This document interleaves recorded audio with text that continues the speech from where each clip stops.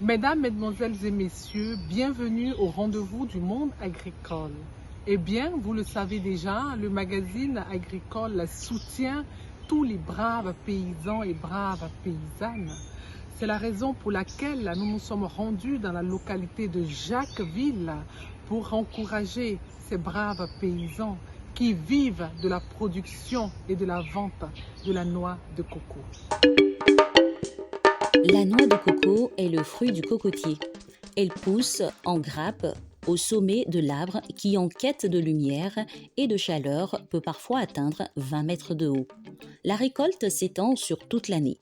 La noix de coco est alors recouverte d'une coque verte très épaisse et est bien plus grosse, entre 3 et 6 kg.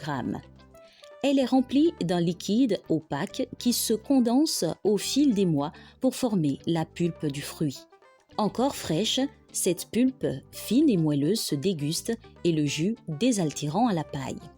Le magazine Brave Paysan s'est rendu à Djem, localité située à quelques kilomètres de Jacquesville, pour rencontrer Rasman Adama qui vit de la culture de la noix de coco. C'est mes parents qui ont coupé la forêt et puis ils ont planté le coco. Il y a plusieurs qualités de coco. On est dans un champ d'hybride. Coco qu'on dit hybride. Donc les parents ne sont plus là, c'est nous qui sommes là. On vit des cocos là. Bon, les champs sont pas, c'est pas un champ collé, c'est des champs. Il y a 6 hectares, il y a 4 hectares, il y a 5 hectares, il y a 2. Donc c'est des champs comme ça partagés dans le village.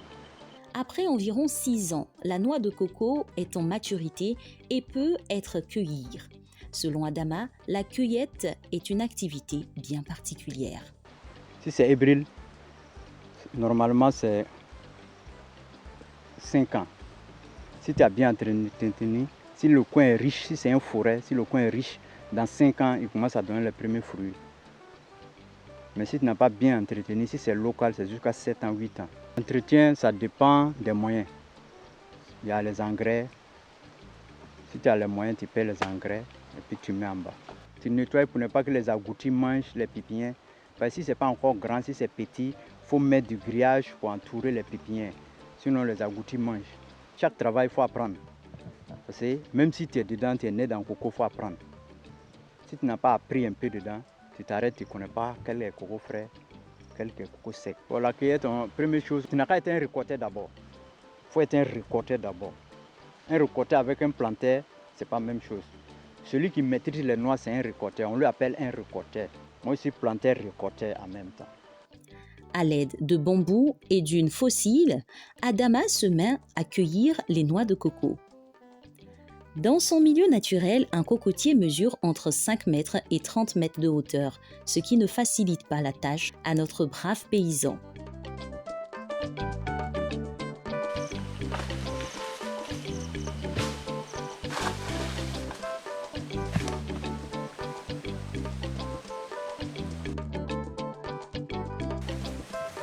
Les noix de coco, une fois au sol, sont ramassées par son jeune frère afin de constituer de gros tas de coco. Un travail difficile parce que le champ n'a pas pu être nettoyé et surtout la présence des fourmis. Comme toute activité, la cueillette de noix de coco constitue une activité dangereuse. Bon, il y a les dangers, il y a un signe ici, je peux vous montrer. Voilà. Il y a les dangers, bon, vous voyez, ça c'est le danger de récolte. Voilà, ça c'est le danger. Foussile est quitté en haut, en tombant, ça m'a blessé. Ça c'est Foussi qui a blessé ça. Et je n'avais pas l'expérience comme aujourd'hui.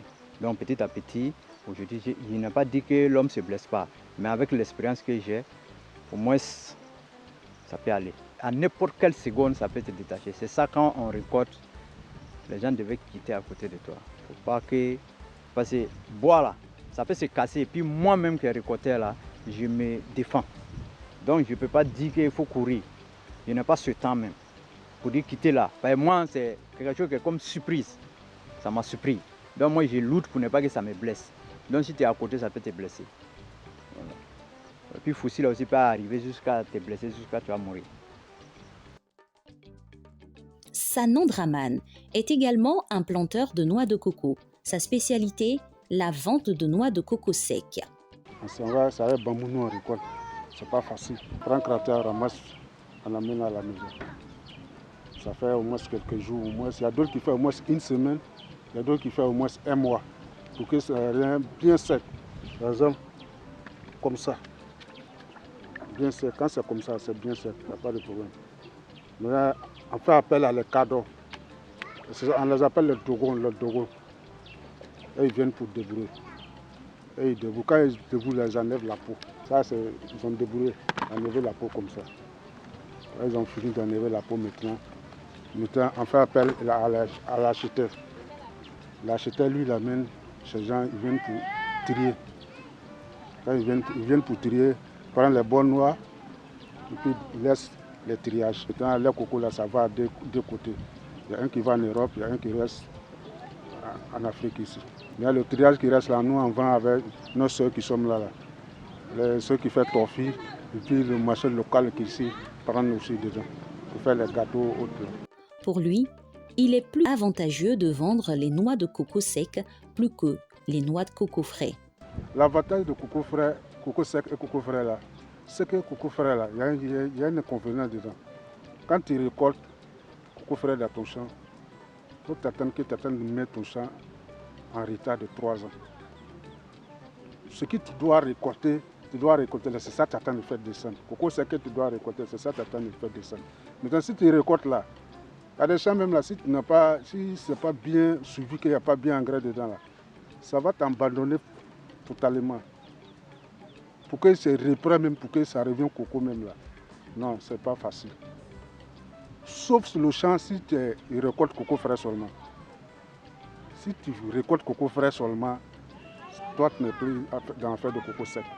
Coco sec là, d'abord, ce n'est pas le même niveau de prix que coco frais. Tu vois, coco sec là, son prix est élevé que coco frais. Et puis ça, c'est chaque 3 mois que tu enlèves. Chaque 3 mois, tu dois récolter. Les clients de Sanan sont des particuliers avec qui il entretient de très bonnes relations. J'ai un problème aujourd'hui où je dois régler. Je ne peux pas aller à l'usine là-bas pour aller faire des prêts, on ne peut pas me donner. Mais les particuliers qui sont là, quand ils viennent prendre, en même temps, ils me payent. Mais aujourd'hui, s'il y a un problème, j'arrive sur le particulier, je dis j'ai un problème, il me fait un prêt. Et quand je commence à produire, il coupe dedans. Et puis, c'est une filière aussi qui n'est pas trop suivie. C'est une filière que les gars ont abandonné ça.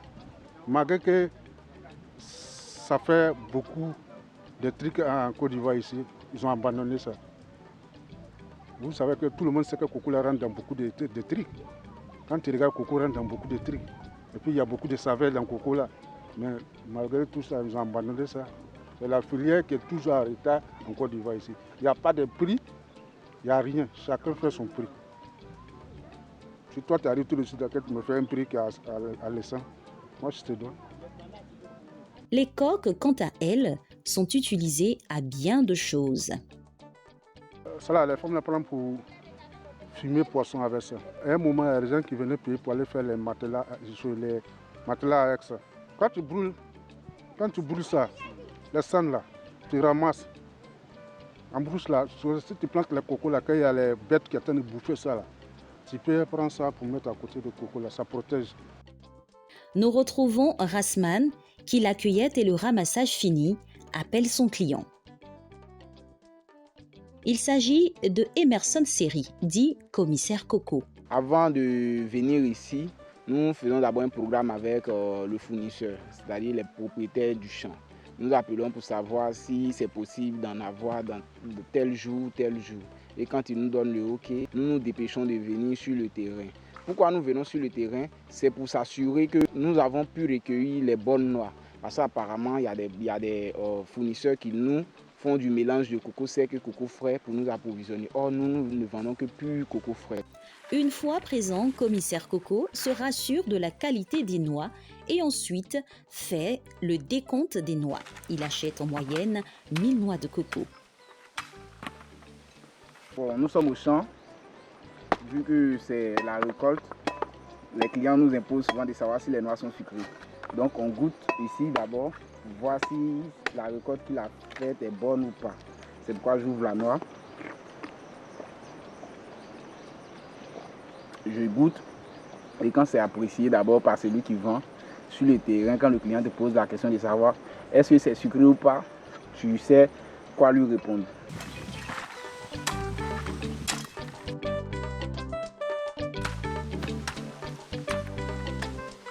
En moyenne, c'est-à-dire la bâchée que nous prenons, elle transporte 1000 noix de coco. Quand la bâchée arrive, on va d'abord passer au chargement. Une fois qu'elle est chargée, on va fermer la bâchée et reprendre la route pour Abidjan.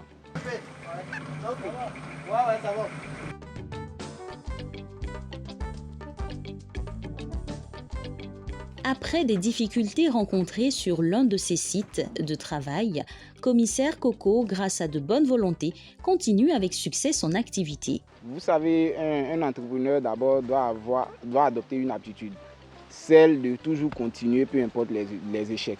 Voilà, donc quand j'ai eu mon endroit détruit, je n'ai pas cherché à baisser les bras, c'est-à-dire à abandonner le business que je faisais, vu que c'est à travers ce business qu'aujourd'hui je suis ce que je suis. Donc je n'ai pas cherché à abandonner. C'est un bienfaiteur qui m'a offert une moto tricycle que je prends maintenant pour vendre. Maintenant nous avons 2 motos que nous prenons pour vendre pour éviter de salir un peu la commune de Cocody où nous sommes basés. Donc c'est un peu ça, on n'a pas de problème, on n'a plus de problème avec les autorités.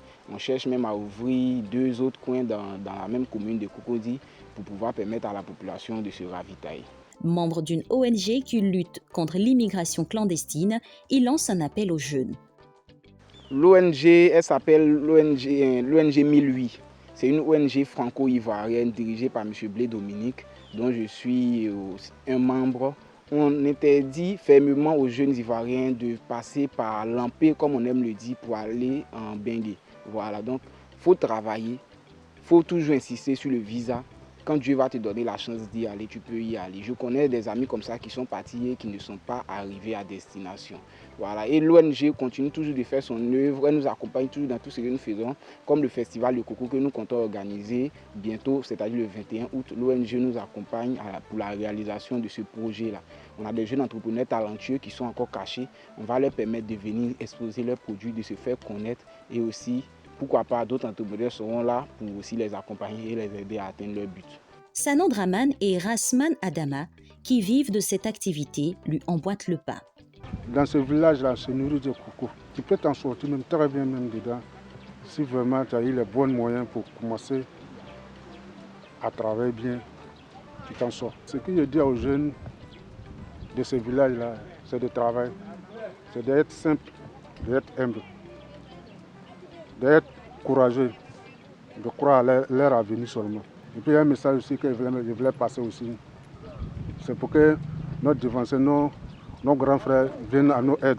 Surtout même l'État même vienne à nos aides ici. Les jeunes sont courageux beaucoup.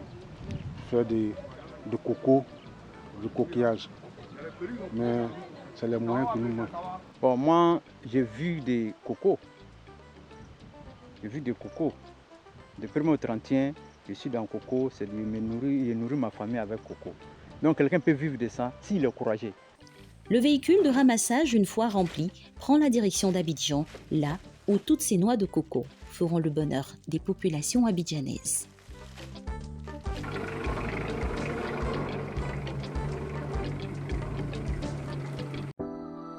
Ira Service et la boutique Curcuma organisent le Salon des épices et des condiments CEPIC les 12, 13, 14 et 15 août 2021 à l'espace Triangle de la Riviera Palmeraie Cocody. Au menu, panel d'experts, stand d'exposition, dégustation d'épices et condiments, sociétés, supermarchés, restaurateurs, producteurs, transformateurs. Venez participer massivement à ce rendez-vous inédit de la kermesse des saveurs. Infoline 25 22 09 93 64.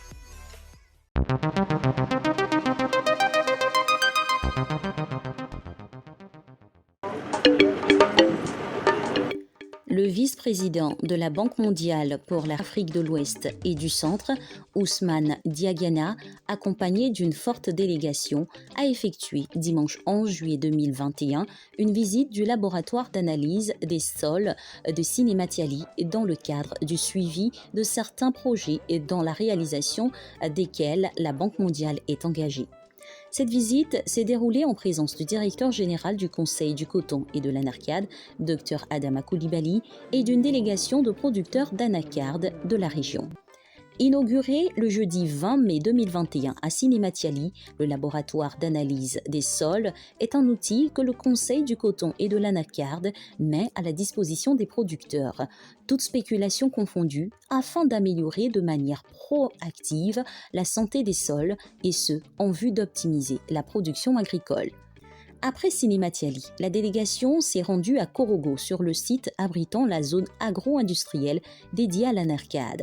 C'est le directeur général de la filière, Adama Coulibaly, qui a instruit Ousmane Diagana sur chaque étape du processus. Les travaux ont un niveau d'exécution de 17% et s'achèveront dans 10 mois au lieu de 12 mois initialement prévus. D'un coût de 7,5 milliards de francs CFA, les installations occupent une superficie de 28,7 hectares, dont 7 lots affectés à 4 usines de transformation d'une capacité totale comprise entre 60 000 et 80 000 tonnes l'année. Au terme de sa visite, le vice-président s'est dit satisfait d'être sur le terrain et de ce qu'il a pu constater en ce qui concerne l'avancement des projets. Lorsqu'on parle de chaîne de valeur, comme le disait bien sûr le directeur général M. Adama Coulibaly, on parle de la production, on parle de la transformation, on parle de la commercialisation et de la distribution. En ce qui concerne la production, la Côte d'Ivoire ne cesse de faire des progrès. Aujourd'hui, il est l'un des premiers producteurs mondiaux. La transformation et la commercialisation permettront de créer davantage de valeur ajoutée et donc de l'emploi, surtout pour les femmes et pour les jeunes. Donc c'est vraiment des programmes de développement qu'on a visités cet après-midi et je suis très réconforté par ce que j'ai vu. Selon le directeur général du Conseil du coton et de l'anacarde, CCA, Dr Adama Coulibaly, cette visite est un bon indicateur de l'importance des projets dans le portefeuille de la Banque mondiale. Nous sommes très heureux d'accueillir le vice-président de la Banque mondiale, M. Ousmane Diagana. Vous savez, il va passer au total 24 heures dans la région. Et dans ces 24 heures, il nous consacre donc 2 visites.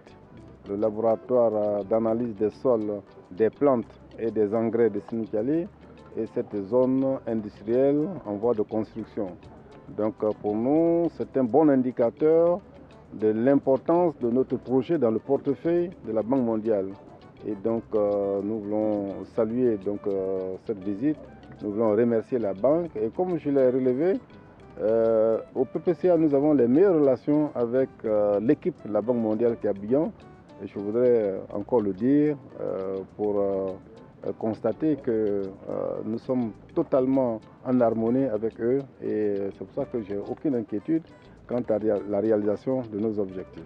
Rappelons que c'est en avril 2018 que la Banque mondiale a octroyé un financement de 107 milliards de francs CFA à la Côte d'Ivoire pour développer sa filière cajou à travers le projet de promotion de la compétitivité de la chaîne de valeur de l'anacarde PPCA. Le programme prendra fin en 2023. C'est dans une belle ambiance qu'a pris fin cette visite. Depuis la création de la prestigieuse Grande École supérieure d'agronomie de Côte d'Ivoire, les différentes promotions d'élèves qui se sont succédées pour la formation aux métiers agricoles organisent chaque fin d'année des rencontres de célébration de récompense des meilleurs élèves et encadreurs pour faire connaître les différentes offres de formation, les compétences, créer une fraternité et un réseautage entre les différentes promotions de l'ESA. C'est dans cette même ferveur que les promotions 2019 et 2020 des élèves de cette grande école dénommée École supérieure d'agronomie ESA ont sacrifié à ces traditions en organisant les 2 et 3 juillet 2021 la 7e édition du FESA, Festival des sciences agronomiques. Débuté par un concours culinaire au choix, mettant en compétition la majorité des filles élèves des différentes promotions sur les habitudes culinaires de nos régions, c'est le groupe Étincelle qui a recueilli le plébiscite du jury. La foire au projet initié en marge a permis de révéler des projets novateurs et écologiques des apprenants. Notre projet, c'est un projet d'installation d'un centre séricicole. Un centre séricicole, c'est quoi? On fera la culture du verre à soie. Le verre à soie, c'est quoi? C'est un verre qui produit de la soie, un tissu textile doux au toucher que les grosses industries textiles vont produire pour nos différents vêtements. Et aussi, notre usine va produire de la chrysalide qui sera utilisée pour les animaux et pour l'alimentation humaine. Le brillant administrateur de l'ESA, initiateur de ce concours, tout comme le parrain de cette promotion, DG d'une entreprise agro-industrielle, M. Laurent Pérez, nous situe sur les enjeux. Pourquoi on a retenu ce projet? On a retenu ce projet parce qu'il était très innovant. Ça, c'était une très bonne chose, basé sur des réalités agricoles. Donc ça, c'était un deuxième point. Et permettant de développer l'agriculture de proximité. Ça, c'était un autre point. Donc c'était un projet très intéressant. En fait, le monde n'a jamais été autant riche. Ce qui manque, c'est les idées. Vous allez voir, l'argent n'est pas un problème, c'est les idées. Alors que ces jeunes-là sont des jeunes qui ont beaucoup d'idées. Et nous, on essaie toujours de les pousser. C'est pourquoi cet exercice va les amener donc à mener des projets qui soient attractifs et pouvoir lever des fonds auprès de certains bailleurs, de certains financiers. Parce qu'il y a des gens qui sont déjà riches. Donc, ils pourront donc venir financer ces projets de sorte que ces projets deviennent de grands projets plus tard. Le lendemain a été marqué par une parade dans les rues de la ville, l'inauguration du salon de l'ESA, à l'honneur du pionnier de la formation agronomique, premier directeur général de l'ESA, Dr Kamaberti. A été le moment idéal pour ce dernier d'exprimer ses sentiments et prodiguer des conseils aux étudiants. Qu'ils conservent les valeurs de respect et surtout de travail. Il n'y a que le travail qui paye, mais ils doivent savoir que tout ingénieur est basé sur le savoir-être et le savoir-faire. Mais la pondération doit être surtout sur le savoir-faire et le savoir-être en entreprise. Une conférence sur l'agriculture intelligente face aux défis du changement climatique, le baptême des différentes promotions 2019, soit 53e promotion ingénieur agronome, 44e IITA, 4e promotion TSA et la promotion 2020, soit 54e ingénieur agronome, 45e IITA, 5e TSA par les parrains, puis la visite des stands d'exposition ont été l'occasion de découvrir des nouvelles techniques agricoles des élèves ingénieurs et produits des partenaires du FESA.